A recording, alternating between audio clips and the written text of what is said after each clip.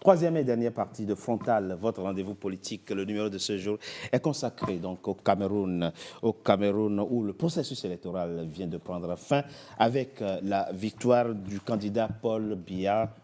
Élection remportée avec 53,66% des voix selon le Conseil constitutionnel camerounais. Olivier Ngo. Oui, en 2 secondes. S'il vous plaît, allez-y. 2 secondes. D'abord, je voudrais revenir. Madame parlait du fonds FMA, tout ça. Là. Je veux dire, madame, je suis au regret de vous le dire, vous avez zéro crédibilité, zéro pointé, parce que ça fait 25 ans qu'on nous promet le Cameroun émerge en 2035. Il y a eu les DSRP, il y a eu les DSE, il y a la SND 30. Monsieur Biya lui-même n'en sait rien. Donc son affaire d'FMA, là, voilà, laissons ça passer, voilà. Puis on n'en parle plus, ok? Du bluff. La suite. Encore une fois. Alors, qu'est-ce qui va se passer? Moi, Comment s'imaginer oui. les prochains jours, les prochaines semaines? J'ai posé la question. Je voudrais vous dire, avant d'y répondre très, très brièvement, je m'en voudrais de partir d'ici sans avoir l'occasion de le dire. Ce qui est important, c'est que nous sommes dans un système électoral qui, à aucun moment, ne permet le contentieux des chiffres. À aucun moment. C'est la clé du sujet qui nous occupe. C'est-à-dire que vous sortez d'un bureau de vote, littéralement, vous avez eu 100 voix. Okay. Entre le jour de la sortie des bureaux de vote et le jour de la proclamation, il vous en reste 10. Et le système institutionnel tel qu'il est conçu et législatif, je parle du code électoral, ne permet pas ce contentieux des chiffres. Ne permet pas. Je vous donne 2 exemples avec lesquels je suis venu. Je parle ici, M. Biya qui a eu dans la région du centre 70%. D'accord? On dit école des postes. 330 inscrits, 330 votants, 330 voix pour Paul Biya. Statistiquement, c'est improbable. C'est impossible. Pourquoi? Parce que si le représentant de l'opposition dans le bureau... Même les représentants de l'opposition ont voté pour lui. Je donne un deuxième exemple. Soyez quand même sérieux dans votre rôle, vous n'êtes pas intelligent. Il faut être intelligent. Groupe scolaire Jouvence. 259 inscrits, 259 votants, 258 voix pour M. Paul Biya, 1 voix pour M. Tiroma. C'est grotesque. C'est absolument grotesque. Non. Ça n'a rien à voir. Ça n'a rien à voir. Alors, donc je vais vous dire, pour la suite. Le pays. Et je le dis tout simplement parce que... Et ce qui se passe, c'est que quand ces chiffres-là sont présentés, que ce soit en commission départementale ou en commission nationale, les juges qui sont censés valider ces chiffres répondent systématiquement qu'ils ne sont pas là, qu'ils n'ont pas la mission de faire le contentieux des chiffres. Or, le seul PV qui fait foi devant la justice, c'est celui d'Elecam. Donc Elecam a le loisir de modifier les chiffres à sa guise. Et dès lors qu'ils ont modifié les chiffres à leur guise, il n'y a plus de contentieux derrière. Le Conseil constitutionnel, présidé par un monsieur qui ne devrait pas être à cette place parce qu'il y a une plainte contre lui, il les valide tout simplement comme vous lisez votre texte. Ce 27 octobre, il y a eu plus d'une trentaine de requêtes, on ne sait de qui, mais il y a eu 19 quand même, il y en a qui ont été sélectionnés, qui ont été validés. Toutes les requêtes ont été rejetées. Et d'autres rejetées. Non, toutes les requêtes Il y a ont été l'opposition complaisante, des gens montés par le système qui ont fait... Monsieur Tegbe, si vous permettez que je termine. Et qui ont félicité très rapidement. Donc la suite, c'est laquelle? Écoutez, la suite, elle paraît bien sombre. Elle paraît bien sombre parce que tout est fermé. Il faut brûler le Cameroun? Ce n'est pas ce que je dis. Je dis tout est fermé. Tout est réuni pour que nous soyons dans la situation d'aujourd'hui. C'est-à-dire une implosion de l'intérieur. Mais il ne faut pas. Oui, mais c'est un fait. Puisque le système électoral est verrouillé, comme je viens de l'expliquer. D'ailleurs, c'est pour ça que dans toutes les institutions de ce pays sont gangrenées par les membres du RDPC, puisque le système électoral c'est une fraude, c'est de la fraude artisanale à grande échelle. je ne vais pas dire industrielle, parce que ce serait de leur faire des faveurs. C'est la fraude artisanale. Vous dites très que grande les instances en charge des élections sont toutes inféodées au RDPC. Absolument. Pourquoi ils y vont? Absolument. Mais pourquoi Absolument. ils y vont? vidéo Absolument. du Mais dans ce cas-là, On est dans un pays, et j'en termine, on est dans un pays dans lequel, aujourd'hui, on a vu un commissaire qui nous dit qu'ils ont attrapé des terroristes avec des bombes, Oui. mais ça fait des semaines que l'on voit des vidéos, des écrits, des audios de personnes qui sont impliquées dans ce qui pourrait être soupçonné de grave fraude électorale. Mais dans ce pays, il y a le directeur de l'ECAM. Personne ne lui a posé une question. Ce sont quand même ses employés. L'administration territoriale, qui est présente dans tous les bureaux de vote. Qui a interrogé M. Atangadi? Personne. Quel est le ministère public est resté muet. Alors, ils sont très forts pour attraper les terroristes, mais ils ne sont pas capables d'attraper un vulgaire badaud qui passe la nuit à tamponner des feuilles d'émargement. À falsifier. Comment on s'en sort? C'est pas possible. La véritable question, c'est de savoir aujourd'hui comment est-ce qu'on opère une rupture. C'est-à-dire que là, effectivement, moi, ça m'aurait fait plaisir, effectivement, que Mme Fouda nous donne les arguments qui ont été donnés par le RDPC aux populations. Oui, elle a dit. Je les ai. Alors, Développement économique. pardonnez-moi, Poursuite du s'il vous plaît, économique. mais je ne suis pas certaine que effectivement, quand on a battu campagne dans les zones de Marois, comme vous l'avez dit, qu'on leur ait promis le fonds monétaire africain et que ce soit ça. Non, on leur a promis le bien-être. Oui, je finis, mais si vous voulez, c'est intéressant dans cette joute verbale parce que vous nous avez parlé de ça et vous avez dit que vous êtes administratrice de santé et qu'au niveau de la santé au Cameroun, parlons-en. Vous dites qu'on est en termes d'infrastructures sur le plan de la santé. On les a. Il faut juste modifier les parcours de soins. Madame Fouda, pardon, j'ai juste une question à vous poser. Est-ce que vous avez déjà été dans un dispensaire au Cameroun, en dehors de Yaoundé? Non, mais juste... Laissez-moi finir. Madame, elle peut exagérer. Parce que, non, mais c'est important. L'état des lieux. Non, c'est très grave. On a des bébés qui sont morts récemment. 4 bébés. 4 bébés parce qu'il n'y avait pas de couveuse. Madame Fouda, on se souvient de Monique Matékel, opérée devant l'hôpital, retirer des bébés comme ça. Vous voulez nous faire croire que le système de santé je travaille avec les directeurs d'hôpitaux camerounais. C'est très grave. J'ai été promotrice dans le Forum international de la santé pour améliorer. Au lieu de critiquer étant à Paris, faites des choses pour le Cameroun. Mais au lieu de faire faire 43 ans. Ça oui. Vous êtes 43 ans pour le faire. En France, vous fustigez le Cameroun alors que le Cameroun vit. C'est parce qu'on aime ce pays plus que vous. Vous l'aimez plus. On aime ce pays on avance, plus que vous. Et vous avez passé le temps à le détruire. On avance. Finissez très rapidement. Je voulais juste finir en disant que ce n'est pas grave de reconnaître, de faire un constat en disant que notre pays va mal. Ça n'enlèvera absolument rien à votre couleur politique. Mais si vous voulez, moi, quand j'entends les fonctionnaires qui travaillent dans les hôpitaux, les populations qui ne peuvent pas se faire soigner, partout. Mais ça, c'est autre chose. Moi, je vous interromps pas quand vous parlez, s'il vous plaît. S'il vous plaît, on parle du Cameroun. Je vous dis juste non, mais c'est pénible. Même ici, il y a des pénible de parler les uns sur les autres. Là, on a l'impression d'être dans une foire. Allez-y, oui, on n'est pas dans une foire, mais quand on dit des inepties, il faut corriger. Non. Alors, lesquels, s'il vous plaît? Allons-y sur mes... Non, mais moi, ça m'intéresse. Lesquels? Quand vous dites que les dispensaires camerounais, les choses sont en cours d'amélioration. Mais lesquels? Lesquels, madame? Madame Fouda, moi, je travaille avec les directeurs. Lesquels? Vous travaillez avec qui et vous travaillez? Moi, je contribue. Combien coûte la consultation? Combien coûte la consultation dans un dispensaire au Cameroun? Est-ce que vous savez? Vous êtes au courant qu'il y a une couverture santé universelle? Alors, très bien, parlons-en. Très bien. Comment est-ce que cela se manifeste? La consultation d'une femme enceinte coûte aujourd'hui 6 000 francs. Une Très femme bien. qui accouche, pas une césarienne, mais un accouchement Alors, normal. Parlez du parcours de santé.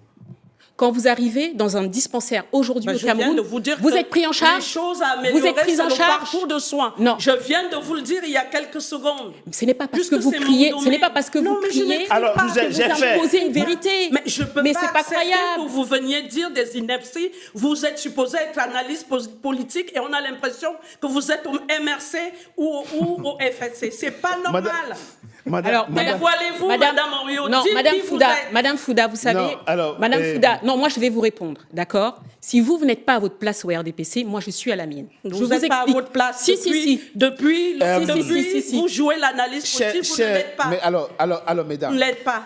Non, Richard, je me dois de répondre. Non, je dois répondre. Je suis désolée, Madame Fouda. Non, mais c'est la vérité. Acceptez les critiques. Oui, il faut. Acceptez les critiques. J'ai 4 membres mais vous nous coupez la parole depuis tout à l'heure parce que vous voulez crier. Parce que vous dites des inepties, vous êtes supposé analyser. Eh ben non, je suis désolée. Bon, alors on va avancer. Vous êtes allé dans quel dispensaire? Mais si, moi je veux savoir dans quel dispensaire elle est allée. J'ai fait une émission. Elle est administratrice de santé. Non, Richard, elle m'attaque sur mon métier. Votre métier, vous êtes administratrice de santé. Dites-nous comment ça se passe. Vous n'êtes pas analyste politique. Ah bon? Mais qu'est-ce que je suis alors? Vous voyez la revanche des gens du RDPC. Mais dites-moi, Madame Lema, dites-moi. C'est ça que nous voulons. Madame Lema dit que dans cette émission, elle remet en cause le statut d'analyste politique. Je ne le permettrai pas, Madame Lema. Vous savez, quelqu'un a dit... C'est très grave. Quelqu'un a dit... Mais parce que vous n'aimez pas la critique, c'est tout. Rien n'est fait tant qu'il reste à faire. Rien n'est fait. Moi, je ne peux pas accepter que rien n'est fait au Cameroun. Non, mais on n'a pas dit ça. Non, on n'a pas dit ça. On monopolise la parole. Elle monopolise la parole. On avance. Non, je suis d'accord. Non, moi, je n'ai pas fini mon propos. Je n'ai pas fini parce qu'on est pollué. Mais non, mais ce n'est pas la question. La question, c'est de dire, on est en train de faire justement, on parle des solutions pour le Cameroun. Qu'est-ce qui va mal? C'est ça. Ce n'est pas grave de reconnaître que ça ne va pas mal, que nos institutions de santé, ça ne va pas, nos institutions politiques, que ça ne va pas. Qu'il y a une rupture de confiance, que la population n'a plus confiance. Qu'est-ce qu'on fait pour arranger cela? C'est ça la question. Je pense qu'il faut réformer le code. Il faut réformer le code électoral, ce qui est demandé depuis des lustres. Et ça. À propos cause électorale, et alors la petite parenthèse que vous ouvrez, et Madame, il faut qu'on l'entende. Comment faire pour que qu'un Camerounais se rend dans un hôpital, dans un dispensaire au Cameroun, qu'il ait de l'argent sur lui ou pas, qu'on le soigne d'abord? Parce que ce qui compte, c'est la vie. C'est ça l'enjeu aujourd'hui. Vous parliez de la CMU. C'est ça l'enjeu. Que tout Camerounais, où qu'il soit, quand il se rend dans un hôpital, qu'on le soigne d'abord. Après, on verra. C'est ça qu'il faut aujourd'hui. Et il y a quelques semaines, j'ai fait une émission sur la santé. Un professeur camerounais, il est médecin, il m'a expliqué, et il n'a pas tort, que le système de santé au Cameroun, mais ce n'est pas spécifiquement au cas, ce n'est pas particulier au Cameroun, c'est dans plusieurs pays comme ça, est délabré. Il faut dire les mots. Le système de santé est délabré. Il ne parlait pas de Douala, il ne parlait pas de Yaoundé, parce que le Cameroun, ce n'est pas Yaoundé, ce n'est pas que Yaoundé, ce n'est pas que Douala. Il y a aussi l'arrière-pays. Et dans l'arrière-pays, les prises en charge en termes de santé sont difficiles. Encore que même à Douala... Les soignants ne sont pas réglés, ils n'ont pas leur salaire. Ce n'est pas vous, mais à titre personnel. Vous faites des choses, c'est sûr. Mais, comme on a dit, il y a des choses qui restent à faire. On va avancer ici. Beaucoup de choses. Oui, mais c'est partout. C'est là où elle aura raison si elle dit que c'est partout. On était donc en train de parler des solutions. Maintenant, avançons par rapport à la question électorale. Et ici, que les quelques minutes qui nous restent nous servent à réfléchir aux solutions, au-delà du cas camerounais. Vous êtes intellectuel après tout. Qu'est-ce qu'il faut faire? Il y a aujourd'hui 2 constats qu'il faut faire. Les CAM chez vous, les commissions électorales, ont perdu toute crédibilité dans de nombreux pays. Il faut repenser le fonctionnement et la composition des commissions électorales. Les cours constitutionnels ont perdu aussi toute crédibilité parce que, et on attend toujours l'explication des constitutionnalistes africains qui viennent nous dire pourquoi le président de la République doit désigner lui seul 3 membres à la Cour constitutionnelle, 6 membres à la Cour constitutionnelle, s'il a la majorité à l'Assemblée nationale. Parce que c'est ça aussi la cause. Est-ce qu'on peut aller jusqu'à imaginer, par exemple, que si Clément Atangana était, par exemple, un Angolais, ou Congolais, ou Tchadien, et présidait une Cour régionale constitutionnelle, peut-être auriez-vous eu confiance, non? Si, au lieu d'avoir un conseil constitutionnel local, national, on avait comme les hautes cours de justice que nous avons au plan sous-régional, je ne sais pas. Qui ne servent à rien au demeurant. Parce que toutes la Haute Cour de justice a cédé à quelque parce chose. que toutes ces organisations... La décision ne s'impose moi, pas, de toute façon, c'est des gens qui ne sont pas sérieux. C'est quoi la solution alors chez vous? C'est des gens qui ne sont pas sérieux. C'est quoi la solution? Le premier point, c'est des gens qui ne sont pas sérieux parce qu'on a vu le candidat Maurice Kamto en 2018 gagner les élections et après, il a fait le tour de l'Union africaine. C'est vrai, vous avez raison. Il est allé partout. Vous avez raison. Ça n'a rien donné. Au moment où nous sommes en train de parler, ils sont en train de massacrer des jeunes dans des rues au Cameroun. Juste pour terminer. Qu'est-ce qu'il aurait fallu faire pour terminer. Ils sont en train de tuer les jeunes. Qu'est-ce que ces organisations-là attendent pour agir? Qui est encore plus de morts? Les gens sont légitimes. Donc, c'est pour ça que je dis, ces gens ne sont pas sérieux. La première chose à faire, le gouvernement en place, Paul Biya et toute sa clique, ils doivent être balayés. Et je suis très clair là-dessus. Nous ne voulons pas avoir affaire à ces gens. On ne peut pas parler d'avenir du Cameroun avec quelqu'un qui a 93 ans, donc 43 au pouvoir. Ce n'est pas possible. On ne peut pas parler d'avenir du Cameroun avec un président de l'Assemblée nationale qui délire, qui parle, il ne sait pas où il se trouve. Paul Biya qui parle, il se perd, qui va dans des réunions internationales, il demande « je suis où ici ?» C'est une honte pour le Cameroun. Balayer, ça veut dire quoi concrètement? Ce n'est pas possible. Comment? Balayer, ça veut dire quoi concrètement? Balayer, c'est-à-dire qu'ils doivent partir. Oui, mais comment? Et partir par tout le moyen. C'est-à-dire que s'il faut les attaquer, nous allons les attaquer pour qu'ils partent. Je suis très clair là-dessus. Moi, je ne suis pas... Les enfants camerounais qui sont en train de mourir dans la mer. Il faut les attaquer comment? Je dis bien, ils doivent partir. C'est-à-dire que le peuple doit se mobiliser et s'il faut passer en force, ils partiront. Bon, c'est aussi simple que cela. Et je parle, c'est moi qui parle et j'assume mes propos. Je ne mesure complètement. Tous ces gens, pour moi, ne sont pas des gens avec des gens. On ne peut pas composer avec des gens comme ça, ce n'est pas possible. Des radicaux et des criminels qui ont mis notre pays à feu et à sang. On va être mesuré dans cette émission. Je comprends votre colère, mais on va être mesuré quand même dans cette émission. Je vois qu'on est sur la fin. Et on parle des gens qui peuvent être nos grands-pères. Donc, on va essayer de... Les grands-pères ne tuent pas leurs petits-fils. C'est pas possible. C'est vrai aussi. Un grand-père ne tue pas ses petits-fils. Ça aussi, c'est vrai. Je vois qu'on est sur la fin. Je voudrais prendre une minute pour dire que, malheureusement, je ne crois pas qu'il y ait une quelconque solution crédible avec le pouvoir en place. D'accord. Parce que, je l'ai dit à une de mes prises de parole, le pouvoir en place est fondamentalement autocratique et d'inspiration néocoloniale. Aujourd'hui, je vais vous le dire, j'ai le sentiment d'être dans la peau d'un Palestinien. À ce point-là? À ce point-là, oui. C'est-à-dire qui est oppressé par un occupant de l'intérieur. Parce que j'ai du mal à croire que le président Biya, qui sait pertinemment qu'il a perdu cette élection, qui commence son propos en disant qu'il s'incline sur la mémoire, alors qu'il a 93 ans et que la situation du pays est délétère. Donc, il n'y a pas de solution. Il faut être réaliste. Quand vous posez la question à Bertrand Sicadi, comment on fait? C'est ça. Comment on fait? J'ai l'habitude de dire que le rôle que le Conseil constitutionnel a joué jusqu'ici, en étant l'organe de validation de toute la tricherie au plus haut sommet de la justice, ne laisse qu'un seul choix au peuple camerounais. C'est lequel? C'est à un moment ou à un autre de se retrouver dans un couloir en face du régime, à travers lequel il n'y a plus d'échappatoire. C'est-à-dire que nous allons rentrer dans un rapport de force direct. Vous appelez à l'insurrection? Mais ça ne fait peur. Je termine. Nous sommes dans un rapport... Ce que je dis... Mais est-ce que vous avez vu les images de Douala, Yaoundé, Bafoussam aujourd'hui? C'est le chaos. C'est pas moi qui le dis. C'est déjà la situation. C'est très grave. C'est déjà la situation. C'est pas moi qui le dis. C'est déjà la situation. Jubilent. Dès lors que toutes les possibilités de changement institutionnel sont verrouillées, parce que nous sommes un État démocratique, et dès lors que vous fermez la voie d'une évolution, ne serait-ce que par... Pour que vous circonscriviez vos éléments... Vous savez, on parle d'un pouvoir qui s'est enraciné depuis 43 ans et qui a une armée. J'en suis parfaitement conscient. De l'armée. J'en suis parfaitement conscient. Vous savez que... Absolument. Absolument. Okay. Et donc je dis ceci, en démocratie, l'ultime souverain, c'est le peuple. Oui, c'est vrai. D'accord? Et dès lors, c'est pour ça que je disais que je me sentais comme un Palestinien, parce que la souveraineté de ce peuple est étouffée.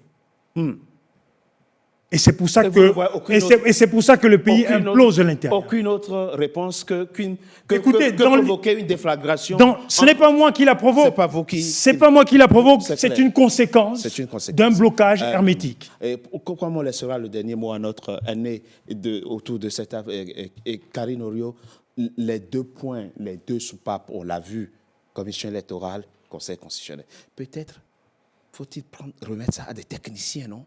Les commissions électorales, au lieu que ce soit ce qu'on a aujourd'hui, je ne sais pas, bon, quelle peut être la solution pour avoir des commissions électorales crédibles qui requièrent le respect de toutes les parties? Et là, ce n'est pas ce qui manque, des techniciens, des experts. Mais oui. On a tout ce qu'il faut, on regorge. Et non encartés. Bien sûr, non encartés, loin de là, bien sûr. Je pense que, comme on l'a dit, c'est d'ailleurs ce qui est demandé depuis de nombreuses années, et là, peu importe la couleur, peu importe, c'est qu'il faut complètement une réforme de toutes les institutions. Et puis, encore une fois, il va falloir prendre du temps pour qu'il y ait un vrai dialogue national, parce qu'on a eu un dialogue national qui était censé normalement remettre tout sur pied, mais bon, voilà. Et moi, pour finir, j'aimerais juste dire que je pense quand même qu'à vaincre sans péril, on triomphe sans gloire. Et donc, c'est sur ces mots que je vais conclure mon intervention. Merci, Karine Orio. Véronique Lemon-Fouda, vous avez des compatriotes qui pensent le contraire de ce que vous pensez, et ils ont le droit de le penser. On a déjà 4 Camerounais qui sont morts. Ah non, on est passé à plus d'une vingtaine, trentaine là. Bon, 4 Camerounais, c'était le 26. D'accord. Et donc là, hier, 27, ils ont... C'est scandaleux. Vous êtes une mère. Vous l'avez dit dans cette émission que vous êtes une mère. Quels sont vos derniers mots dans cette émission? Voyez-vous, l'enjeu aujourd'hui, c'est que nous sommes face à une union réactionniste, révolutionnaire, face à l'union républicaine. C'est ça l'enjeu aujourd'hui autour de ce plateau, puisque vous-même, vous êtes indigné. Alors, vous avez demandé mon dernier mot, oui. C'est que le président Paul Biya a été élu parce qu'on n'est plus en campagne. C'est terminé. Certains veulent envoyer les Camerounais dans la rue pour avoir le pouvoir à tout prix, à tous les prix. Ce n'est pas possible. Donc, il a été réélu. Moi, je souhaite que sa première action, ce soit de réunir des Camerounais pour qu'on dialogue, qu'on parle ensemble, qu'on arrête ces réactions. Parce que la politique ne se fait pas dans le populisme. Il ne le fera pas, parce que de toute façon, s'il le fait, on va lui demander de partir. Donc, il ne le fera pas. Après 43 ans... Vous avez appelé à l'insurrection. Moi, j'appelle à des solutions. La deuxième chose, c'est qu'il va s'occuper du bien-être des Camerounais. C'est la fin de Frontal, votre rendez-vous politique dont le numéro de ce jour a été consacré au Cameroun. Merci d'avoir été nombreux à notre compagnie. Je rappelle que NCA, la chaîne panafricaine, est désormais sur Bouquet, Canal+, Canal 9, Canal 573 et même sur Free pour la diaspora africaine. En France, Canal 426. Encore une fois, merci d'avoir été nombreux à notre compagnie. À très bientôt pour un nouveau numéro de Frontal.